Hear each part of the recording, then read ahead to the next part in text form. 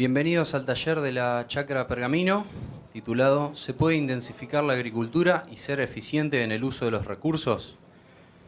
El taller estará a cargo de María Belén Agosti. Es ingeniera agrónoma y magíster de la Universidad de Buenos Aires en el área de producción vegetal. Actualmente es gerente técnico de desarrollo de la Chacra Pergamino. Ejerció docencia en la Cátedra de Cultivos Industriales de la FAUBA y fue becada por la Federación de Centros y Entidades Gremiales de Acopiadores de Cereales para realizar sus estudios de maestría. A Belén también la va a estar acompañando un miembro del grupo de productores que decidió encarar el proyecto Chacra Pergamino, Eduardo Crimela, quien les va a dar unas pequeñas palabras introductorias para la charla.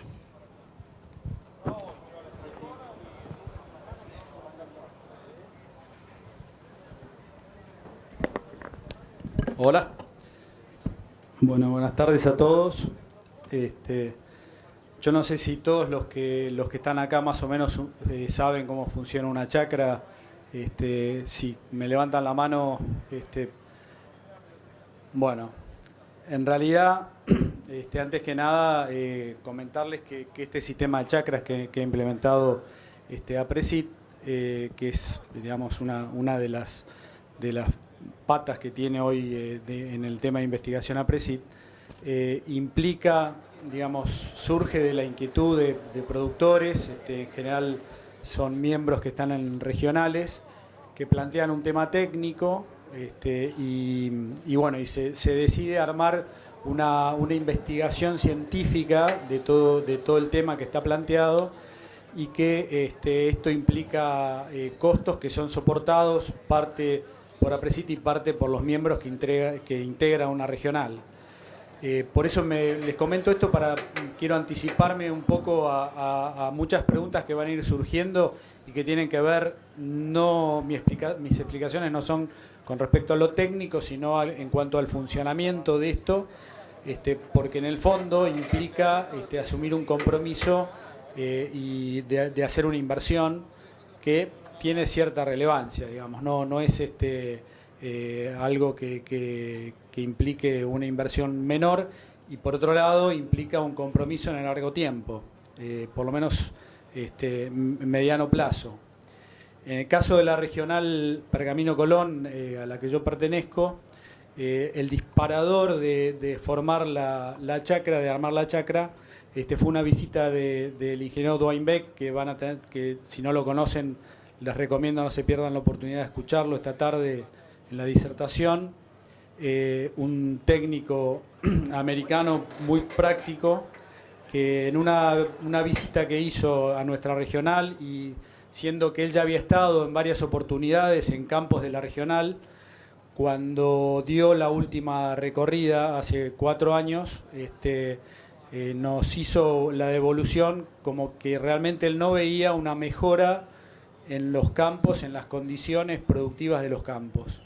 Estuvo averiguando un poco potenciales de rendimiento o rindes logrados, productividad de los campos, y además tiene una gran experiencia de lo que es la evaluación a campo, viendo los suelos y haciendo algunas calicatas. Nos planteó realmente que como que estábamos en una posición de cierto confort, y que él creía que realmente podíamos mejorar la productividad de los campos de alguna manera.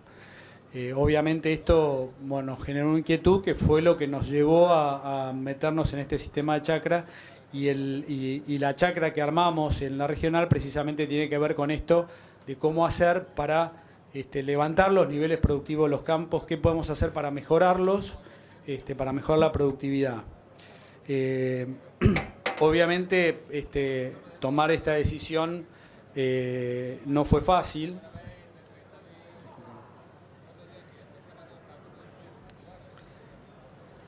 Implicaba poner un montón de voluntades, alinear un montón de voluntades, sobre todo cuando se trata de poner plata, y que encima no es por una única vez, sino que implicaba un compromiso en la primera evaluación que hicimos de un mínimo de 3 años. Así que bueno, la decisión se habló mucho, llevó un tiempo ponerla en marcha. el aporte económico, el compromiso que implicaba en el mediano y largo plazo, porque hicimos 3 años, que era el mínimo que nos propusimos. A los 3 años nos dimos cuenta que nos están faltando 3 más para empezar a hablar. No sabemos realmente cuándo vamos a... sabemos, tenemos la percepción de que vamos a empezar a ver buenos resultados. Todavía no están totalmente plasmados, pero sí lo que venimos viendo nos estimula a continuar con las evaluaciones, que ya después le va a explicar Belén técnicamente de qué se tratan. Así que bueno, el tema del aporte económico, el compromiso en el largo tiempo, las dudas de la convivencia, eso obviamente también se pudo hacer porque el grupo, digamos, tiene una conformación ya de mucho tiempo y de mucha confianza. Eso obviamente también ayudó mucho. Y después que en realidad lo que estamos haciendo es armar algo, un aporte nuestro para generar información que es abierta. La información es totalmente abierta, así que ustedes la van a ir teniendo a medida que vaya surgiendo. Y por otro lado, bueno, a favor lo que se consideraba que era realmente una inversión.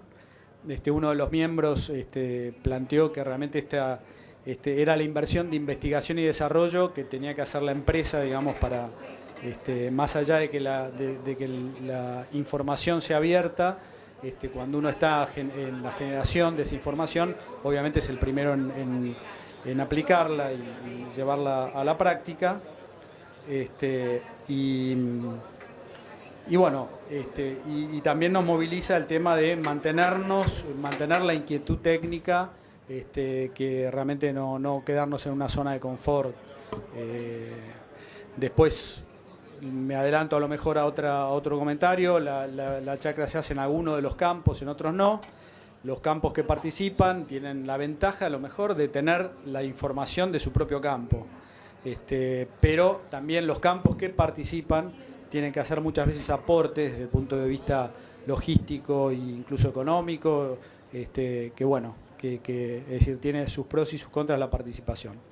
Bueno, los dejo con Belén, que les va a contar un poco de qué se trata la chacra esta. Lo mío fue anticiparme a lo que puede ser una discusión futura de grupo.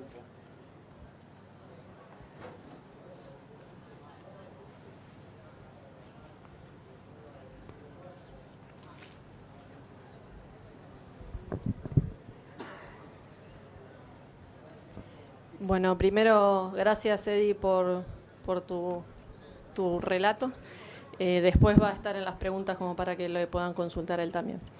Buenas tardes a todos y gracias por venir. La pregunta que nos convoca es si se puede intensificar la agricultura y ser más eficientes en el uso de los recursos, y le voy a contar algunos resultados de la chacra Pergamino en alguna de las líneas de trabajo. Obviamente hay mucho más que esto, pero en poco tiempo es difícil de mostrar. Los miembros de la Regional Pergamino y de la Chacra Pergamino tienen una rotación en sus establecimientos dominante por estos cultivos: trigo, soja, maíz de primera y soja de primera. Es una rotación de 4 años con 3 cultivos y tiene un índice de intensificación de las rotaciones de 0,58. Ese 0,58 lo que expresa es cuántos meses del año tenemos cultivo implantado en nuestras rotaciones sobre el total de los meses de la rotación. Sin embargo, en esta rotación tenemos un inconveniente, que es que hay 2 periodos de barbecho, previo al maíz de primera y previo a la soja de primera, donde nos está llegando agua y nos está llegando radiación y no la estamos aprovechando. No la estamos evapotranspirando y generando biomasa. Entonces, la idea es pensar si no podíamos intensificar esas rotaciones y incorporar otros cultivos, sobre todo cultivos de invierno en esos periodos de barbecho, tanto gramíneas, sea trigo, sea cebada, como leguminosas. Y como leguminosas estamos incorporando arvejas y también leguminosas de cobertura. Y en este caso estamos incluyendo vicia villosa de cobertura. También mejorando los cultivos de verano, incorporando más gramíneas, como sorgo o maíz. La explicación un poco que sustenta esa hipótesis de trabajo es algunos resultados que hay acá en el país y en el extranjero también, sobre que rotaciones de más aporte de carbono, que serían ese eje X sería aporte de carbono, que está expresado cada punto por distintas rotaciones, desde las de más a la izquierda, que son rotaciones dominadas por sojas, hacia más a la derecha, rotaciones dominadas con más gramíneas en su porcentaje de la rotación.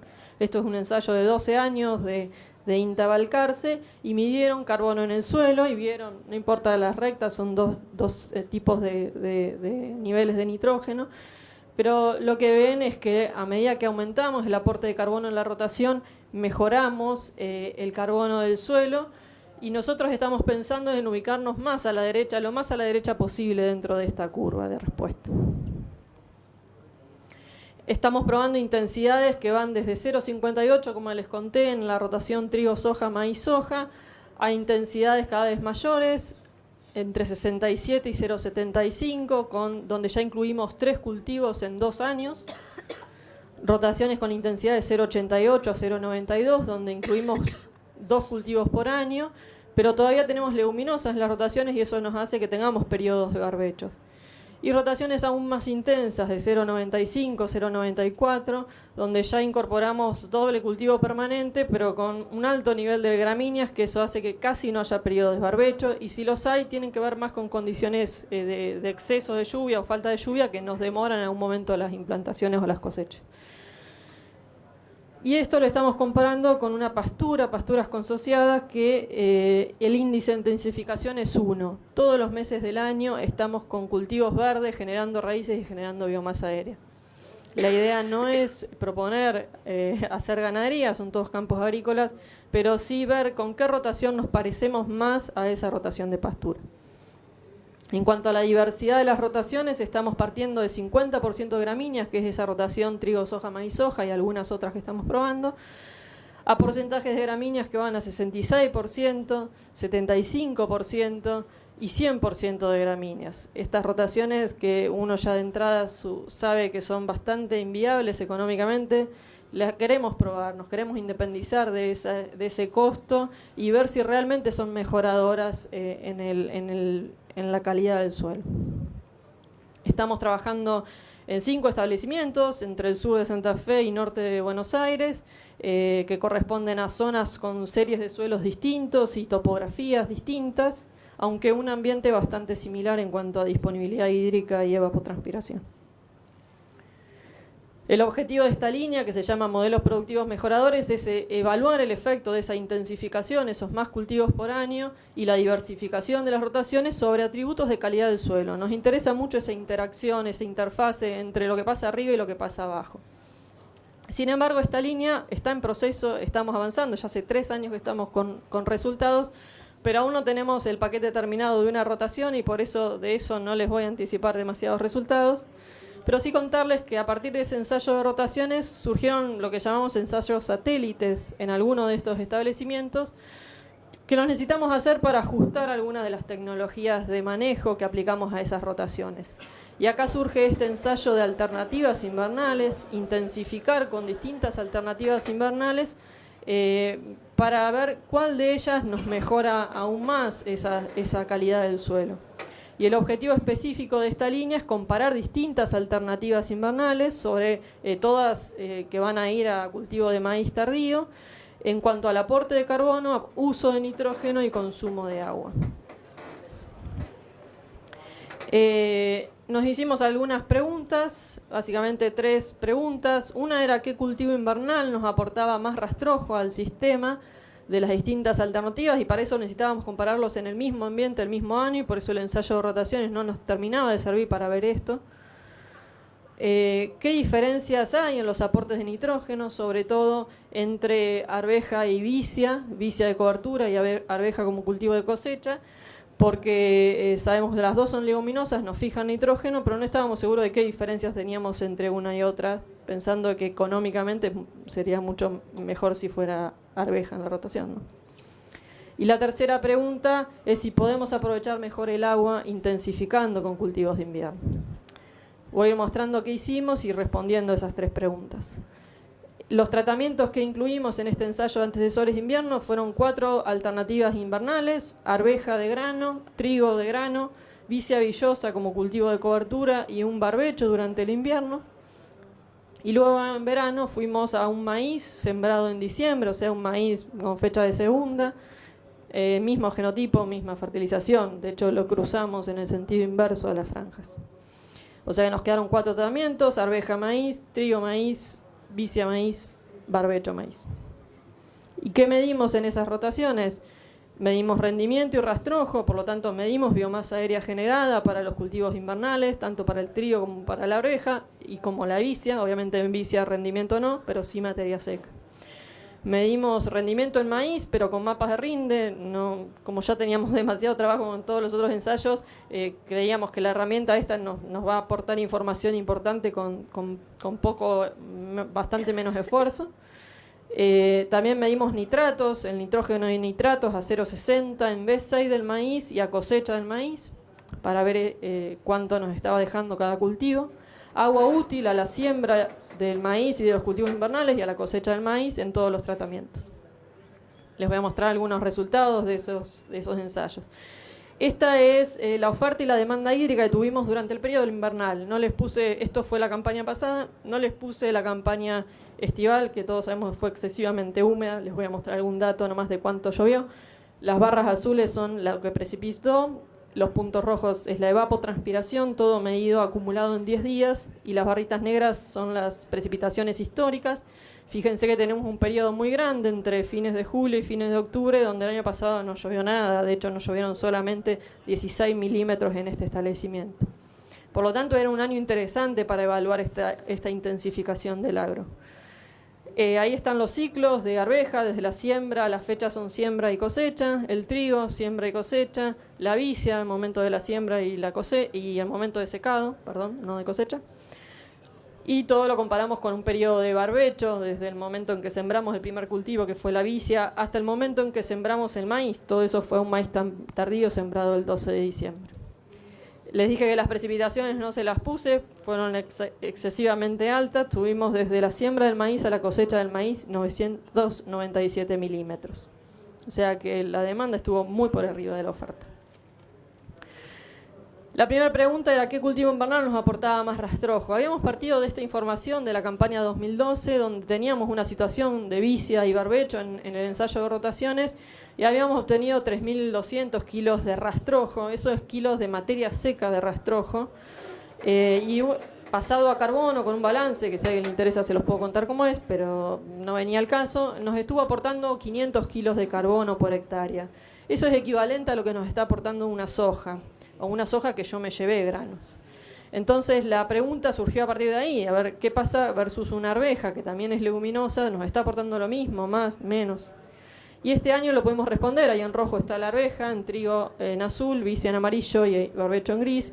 Fíjense los rendimientos, fue una campaña muy particular, el rendimiento fueron muy bajos, esa sequía se sintió tanto en la arveja como en los trigos, esos rendimientos expresados como base seca.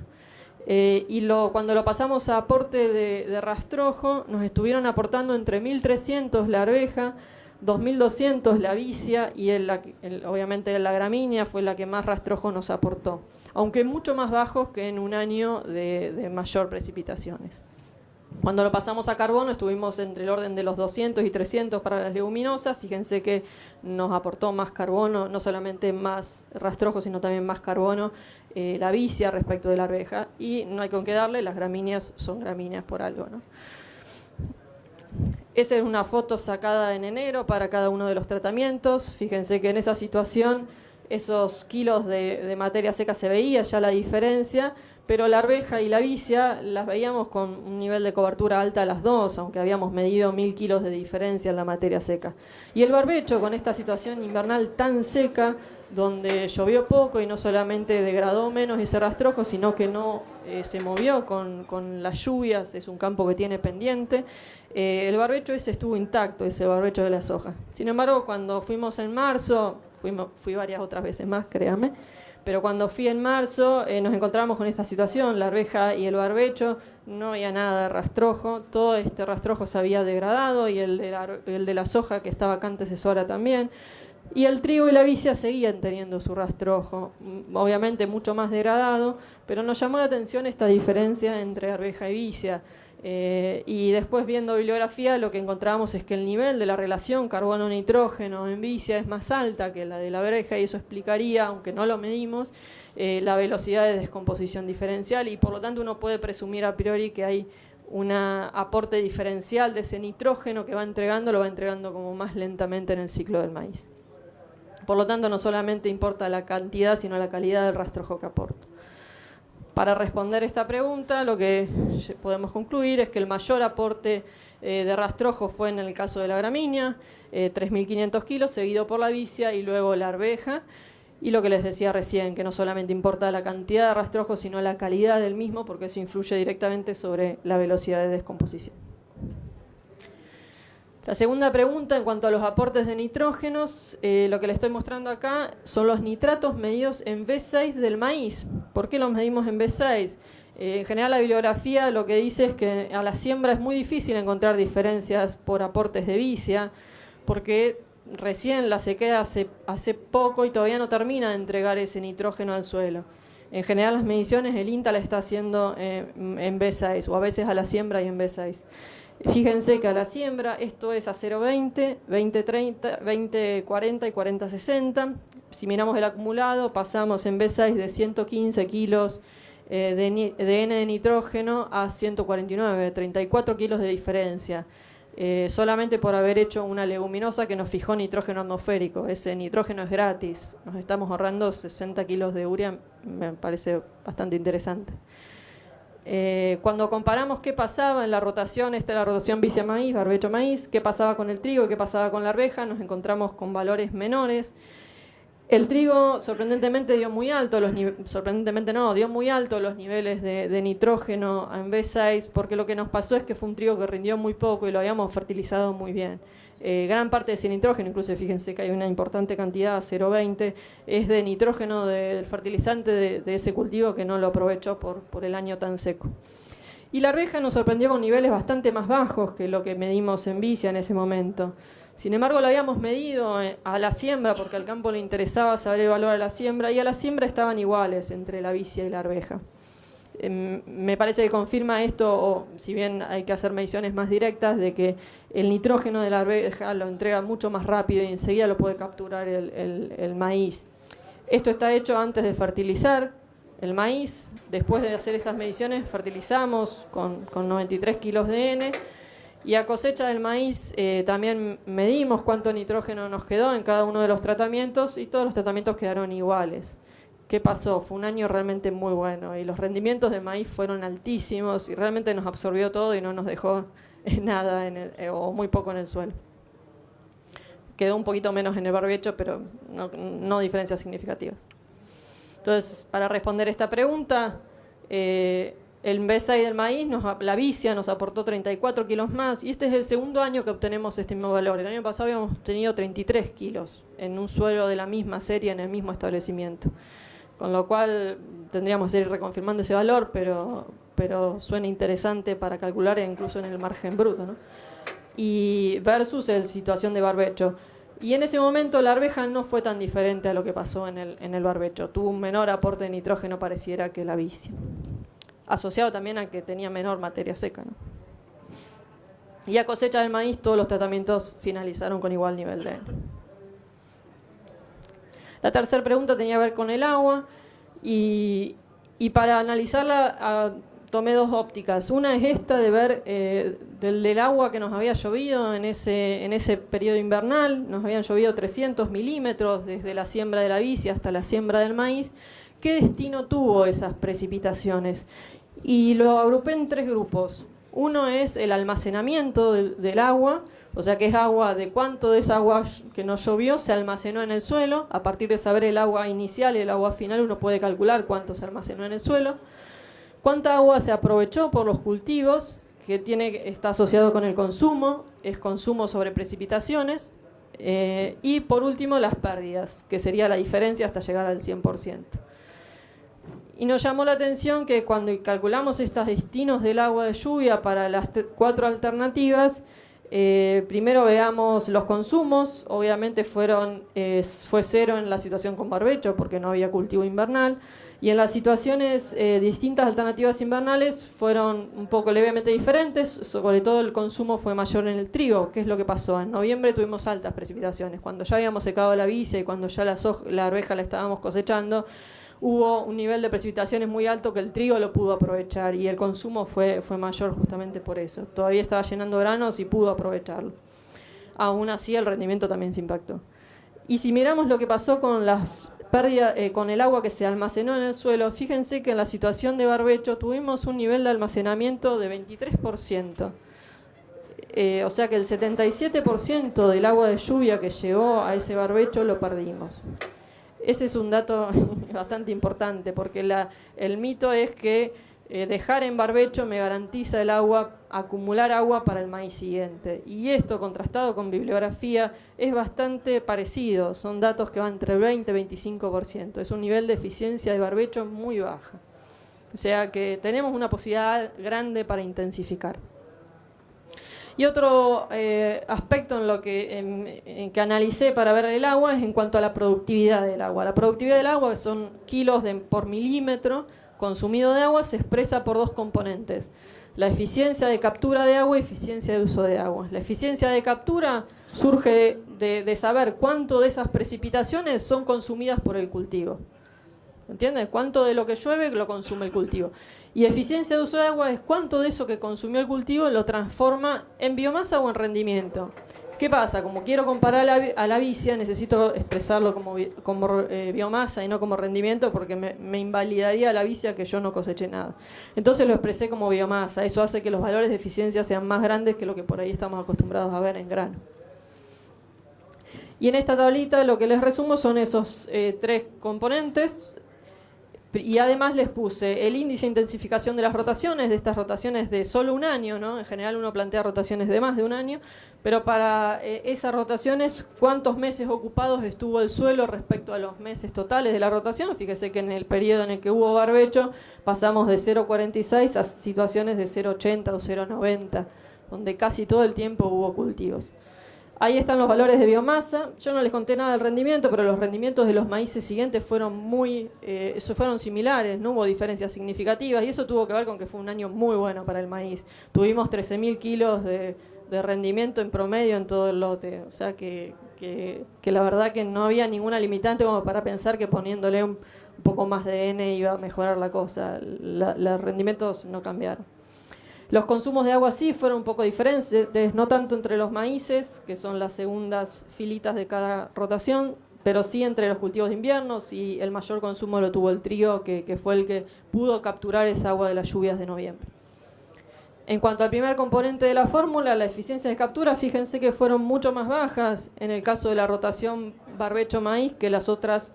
Fue 0,31 rotación barbecho-maíz y 0,45 a 0,48. O sea que estamos perdiendo el 60% de nuestra agua, no la estamos consumiendo en las rotaciones aún teniendo doble cultivo, y en el barbecho se perdió bastante más, el 70% de esa agua.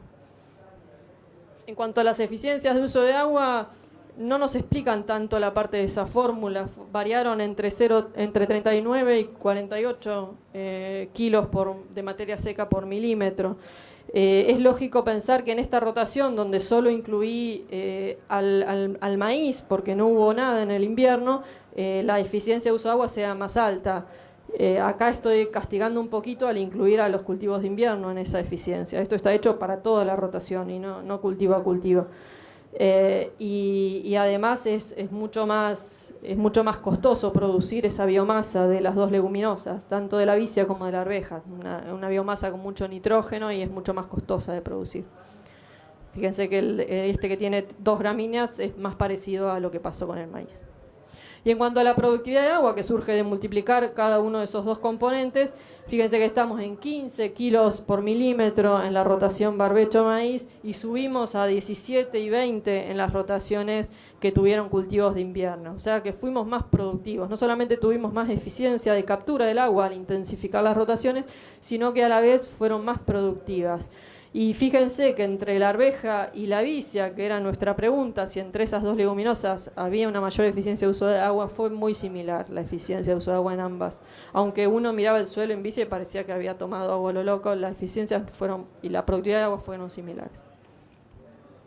Entonces, esta pregunta la respondemos que a pesar de ser un invierno muy seco, pudimos intensificar y tener agua para el maíz siguiente, y que dejar en barbecho no nos garantizó una gran cantidad de agua porque tuvimos una eficiencia de barbecho baja del 23%. Y por último, que la productividad del agua fue mayor en los tratamientos intensificados, explicado por una mayor eficiencia de captura. Y bueno, sí, para terminar, volver a la pregunta inicial de si se puede intensificar la agricultura y ser más eficientes en el uso del agua. Lo encaramos desde tres recursos: recurso luz, recurso en nitrógeno y recurso agua.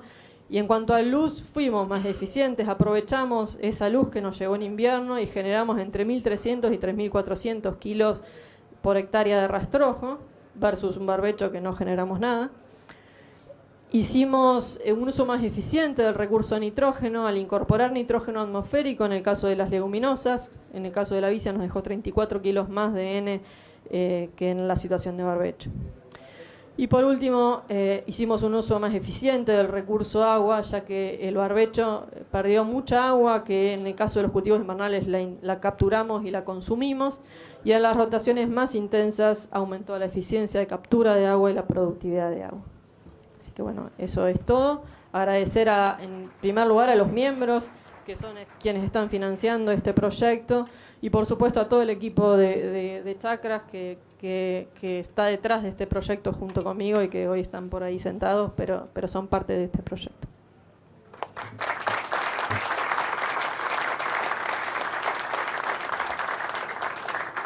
Bueno, vamos a pasar a las preguntas. Por favor, les pido que levanten la mano.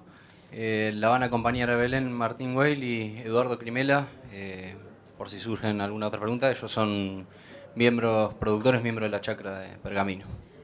Martín Weil no habló porque ya iba a ser muy largo, pero Martín es miembro de la mesa técnica administrativa de la chacra, que todos los meses nos vemos las caras para ver cómo va avanzando el proyecto. Sí.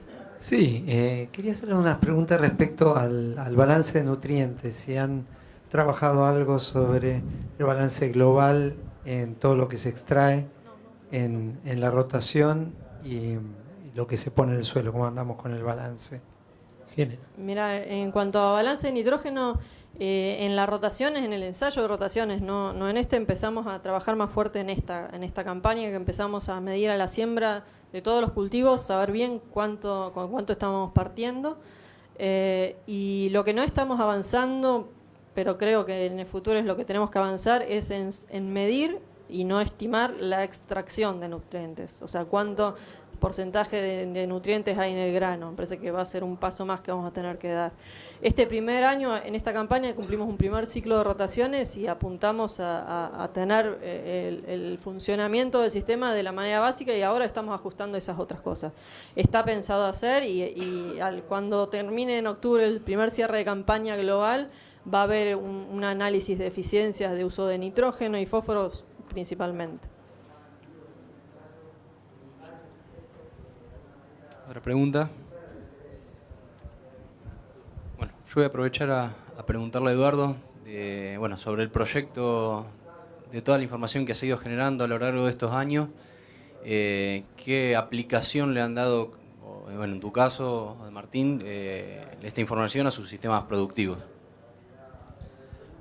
Bueno, evidentemente cuando uno empieza a hacer estos ensayos, digamos, es porque está apuntando a buscar mejorar el suelo. Hay una convicción en esto y bueno, muchas de las rotaciones, como decía Belén, arrancamos de la rotación básica de trigo, soja, maíz, soja, que en algunos campos ya veníamos haciendo una mayor intensificación, pero el hecho de tener ya estos ensayos montados nos estimula y nos da tranquilidad, digamos, en seguir avanzando en ese sentido. Es decir, que ya en muchos campos estamos aumentando la intensificación, más allá de algunos digamos, derivados, como pudo haber sido el tema de la utilización de la vicia como verdeo de cobertura, que digamos, empezó como un ensayo y empezamos a ver realmente que tiene un impacto en el sistema de producción, y ya muchos campos lo están implementando como parte de su sistema de producción.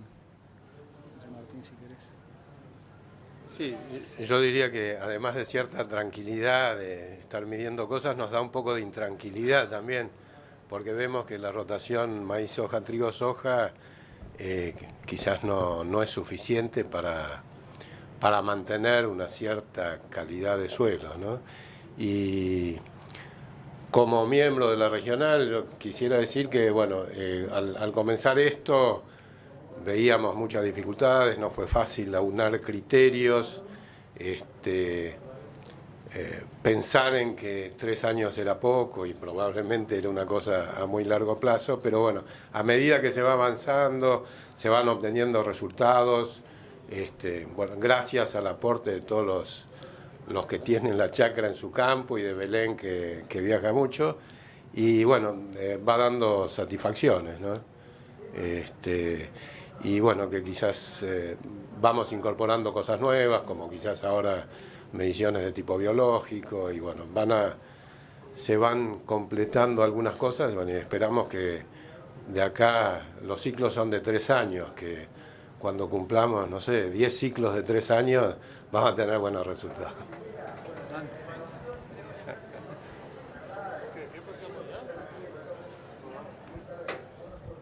Sí, te quería consultar, vos dijiste que en el barbecho tenías una eficiencia de acumulación de agua del 23%, ¿puede ser? Sí. Bueno, quería saber qué capacidad de almacenaje tenés en ese suelo, porque, o sea, si no entendí mal, te llovieron 300 milímetros desde que empezaste a medir hasta que sembraste. Sí. Y, o sea, ¿cuántos milímetros representaba ese 23% en el suelo? Esos suelos están más o menos con niveles de agua útil, más o menos no, 320 milímetros. Son suelos profundos que nos están almacenando eso. Obviamente no es toda agua fácilmente disponible para el cultivo. Pero de esos 300 milímetros solamente el 23% haciendo mediciones reales. Eso ya no es estimado, suponiendo a ver cuánto va a entrar en el agua, en el suelo. Hicimos mediciones a la siembra, al inicio del barbecho, y mediciones al final del barbecho, y esos fueron los datos reales de de agua útil, ¿cuánto tenías ahí? Al inicio estábamos partiendo casi en capacidad de campo, estaban bien llenos, y partimos estamos midiendo hasta los 2 metros de profundidad. Son suelos bastante profundos. ¿Pero tenías 300 milímetros acumulados? No, teníamos menos. Si no me equivoco, creo que estábamos en 290. 290. Al inicio en el barbecho. O sea, preguntaba porque este fue un año fue un verano muy particular. O sea, ¿qué hubiera pasado? O sea, no lo sé si ya tuvieron alguna experiencia anterior, si nos agarra un verano como el 2011-2012, en que, bueno, con un cultivo de cobertura... Sí, fue un año muy particular porque tuvimos una situación, un cultivo invernal, un ciclo invernal muy seco hasta octubre, y en noviembre nos llovieron 200 milímetros. Uno viendo las probabilidades de lluvia, tenés unas altas chances en estas zonas de probabilidades en noviembre. Por lo tanto, uno se podría quedar a esperar las precipitaciones de noviembre. Pero la realidad es que sí, que fue un año muy, muy, muy particular. Algo importante agregar para entender también esas bajas eficiencias de barbecho es que estamos trabajando con suelos con pendiente. Y las precipitaciones que tuvimos este año, yo las mostré, pero tuvimos 2 o 3 precipitaciones ahí en noviembre del orden de los 150 y 80 milímetros. La eficiencia de almacenamiento de esas lluvias cuando son tan fuertes, tan intensas, en un día te llueven 150 milímetros, es muy baja. O sea que también influye mucho, no solamente cuánto te almacena tu suelo, sino si estás en un suelo con pendiente y qué intensidad de precipitaciones, qué intensidad y frecuencia. No es lo mismo 80 milímetros distribuidos en un mes en lluvias de 20 que como tuvimos lluvias de 80 milímetros en un día. Eso también creo que influyó en que esa eficiencia de barbecho sea muy baja. Pero tenerlo en barbecho sin que nadie te consuma no te garantiza que es agua disponible para el maíz. Sí, quería hacer otra pregunta. En el caso de la alfalfa, ¿cómo está planteado que se va a seguir eso? Porque yo pienso que si le sacamos, vi ahí que había unos rollos, pienso que lo cortan, no el rollo. Sí, Pero sí. si a la alfalfa le sacamos todos los rollos, todas las hojas, digamos, mediante el rollo, su capacidad de mejorar el suelo es bastante baja, ¿no? Sí, la idea de incluir la pastura que sea una pastura productiva, son pasturas consociadas de alfalfa, festuca y cebadilla, y la idea es que sean productivas, o sea, medir cuánto nos producen esas pasturas y esperar la mejora con el sistema radicular, o sea, lo que está generándose en esa biomasa que está a los 365 días generando biomasa es una acumulación de raíces terrible, y los vimos en las recorridas de este año. Uno saca un pan de esa pastura de 2 años y medio de implantación y es toda una maraña de raíces y suelo, o sea que estamos apostando a la mejora por aportes de biomasas radiculares y no por biomasa aérea. ¿Y eso se va midiendo la evolución de la materia orgánica? Estamos midiendo evolución de la materia orgánica. Todos los años tenemos puntos georreferenciados en todas las rotaciones o todos los años, por ejemplo este año no, algunos intercalados, estamos midiendo indicadores físicos, químicos, y desde este año está la idea de empezar a medir indicadores biológicos. Esperamos pocos cambios en la materia orgánica, realmente va a ser el indicador más difícil de mover. Esperamos que haya indicadores más sensibles que la materia orgánica, antes que la materia orgánica. Sí, bueno, está también, tenemos muestras guardadas y en algún momento está la idea de medir al inicio y en otro momento del ciclo materia orgánica joven particulada, que esperamos que cambie mucho más fácil que la materia orgánica total.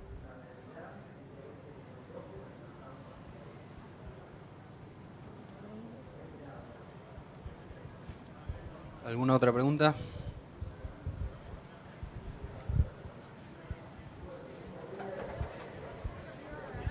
Sí, ¿pretenden llegar en algún momento a hacer esa rotación de 100% gramíneas? Y en el caso de que sí, y no sea solo teórica, los problemas técnicos que puede traer esa rotación no serían contraproducentes. Después si quieren. Te respondo, ya vamos más de una rotación, de un ciclo de esa rotación completa. Arrancamos en 2011 con un sorgo en esa rotación, sí, en general arrancamos con sorgo en las rotaciones 100% gramínea. Hicimos el 2012 otras gramíneas, en general después del sorgo va trigo, maíz, y después cebada, sorgo, y ahora volvimos a sembrar el trigo arriba de esa rotación, en 2 campos, en 2 o 3 que lo estamos probando. La estamos pudiendo hacer por fecha de siembra y fecha de cosecha, que era un temor si realmente nos entraban esas rotaciones, incluyendo trigos muy cortos, incluyendo los ciclos más cortos que podamos de cada uno de esos cultivos.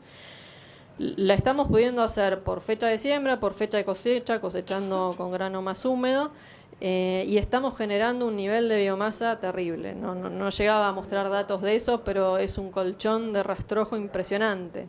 Lo que nos está generando son varias complicaciones tecnológicas. Primero, nos está costando mucho implantar los cultivos, sobre todo los sorgos. Los más difíciles de implantar con ese nivel de cobertura tan alto son los sorgos. Los trigos y las cebadas también, hay que hacer una siembra muy lenta y esperar el momento justo para cortar bien el rastrojo y que esa semilla entre. El temor más grande que le tenemos a esa rotación pasa por 2 lados. Uno es las enfermedades en el largo plazo, el tema de la acumulación de enfermedades en el rastrojo de gramíneas. Por ahora no lo estamos viendo, pero creemos que en el mediano plazo va a ser un problema. Y otra de las cosas que nos está pasando es que tenemos expectativas rindes muy bajos en esas rotaciones y el nivel de inmovilización de nitrógeno que estamos teniendo ahí es impresionante. Sin embargo, no sé si querés contar, la visita estuvo, Doyen Beck el lunes estuvo visitando esos ensayos y a él no le preocupaba la inmovilización. Él lo que nos decía es como una cuenta en el banco. No es que ese nitrógeno lo estamos perdiendo, se está inmovilizando pero está quedando en el suelo lo está capturando, al contrario, es una cuenta corriente que tenés en el banco donde todos los años estás aportando carbono y el nitrógeno ese te está quedando. Está bien, tenés expectativas de rinde más bajos, tenés un costo muy alto, son cultivos caros, todos juntos, pero nos alentó a seguir con esa rotación. Sí, quizás también nos recomendó incluir alguna leguminosa con el cultivo de invierno cada tanto. Una ¿no? cobertura. Una cobertura. Sí, algo que ya comentaron, pero quizás que vale la pena decir, es que la parte económica no rige estos ensayos. No hacemos la cuenta de si da económicamente o no da.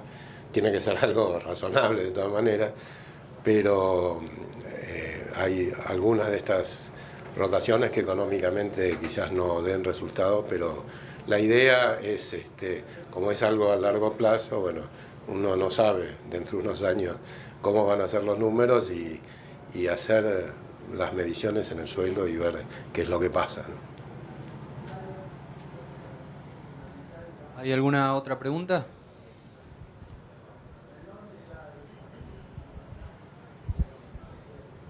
Bueno, si no hay más preguntas, ya estamos en hora, así que le agradecemos a Belén, a Eduardo y Martín por el apoyo y seguimos adelante.